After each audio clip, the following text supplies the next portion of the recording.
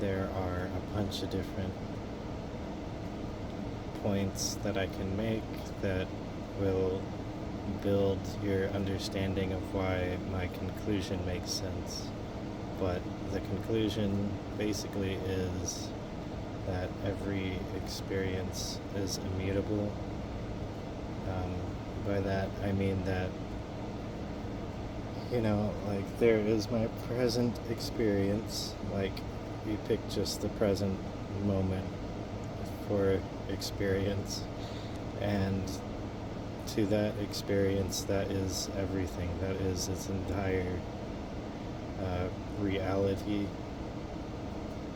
in literality at least, and other things are maps for it, and that's all. Nothing else holds power over its existence other than itself. And there's no interplay between powers. It's just things are what they are, and the reason that they are as they are is not a temporal thing. It's more innate that something should exist. And these experiences, I think they are completely concise. By that I mean that there is like no dimension to it whatsoever in reality, or ontologically, like it is only one thing, and so it's not fracturing its ontological identity. And I think that everything besides an experience does fracture its identity, by referencing something else, and that reference holding a place in what it actually is, like, for it to exist.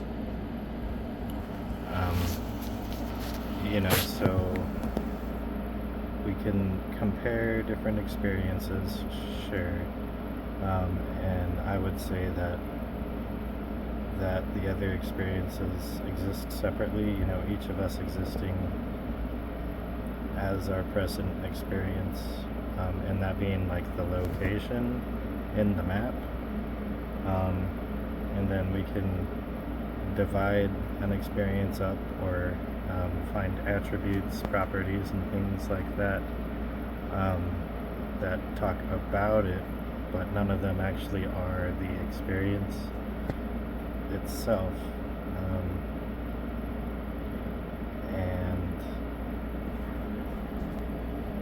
And so, when we divide an experience up, what we're actually dissecting is not the experience, but a representation of it.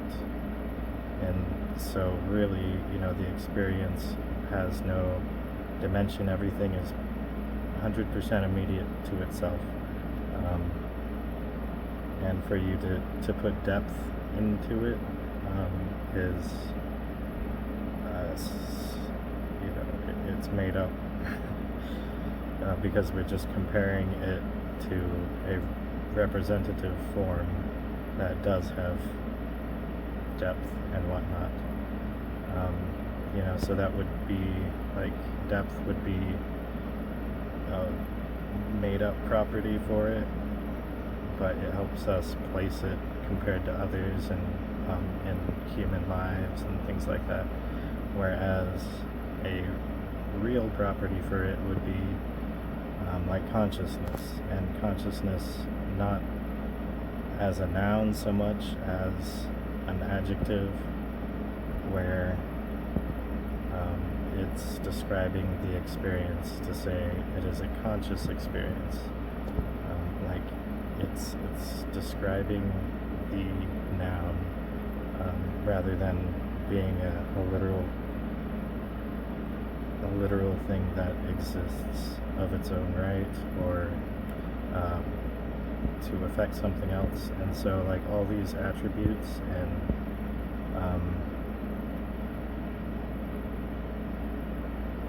even like the different qualia that are occurring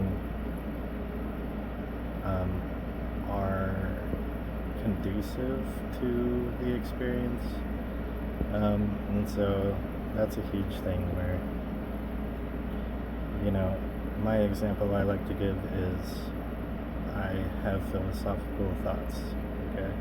Or like I have an experience, or I am an experience that philosophizes and projects parts of philosophical ideas. And so it's conducive, or it makes it much easier for me to have such thoughts if I think of myself as a philosopher, right? To where I've had different things happen in a lifetime, and I've been able to go through different trains of thought and compare them and be more into one thought than another at a different time, and be able to be objective while also having in-depth subjectivity at different times. And if I'm going to think that I'm a philosopher, then I'm also going to be thinking, oh, that's a human, and then humans have a spatio-temporal sort of thing going on, right? I don't want to call it an existence or a reality necessarily, but it's like a world. I call it a narrative, right? And so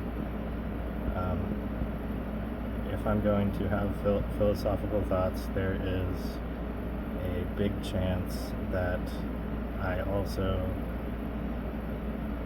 think in terms of space-time. And so with that taken into account, it is not very compatible for you to think about space-time and think about reality being in terms of space-time, while also saying that space-time doesn't actually affect what literally exists. So if I say that experiences are timeless, and without dimension, then for me to also think that I'm a philosopher, I'm going to be kind of split, and I won't be able to totally believe either idea. So in order for me to think of myself as a philosopher, I have to take on part of space-time and push that idea, kind of pretend that it's applicable to myself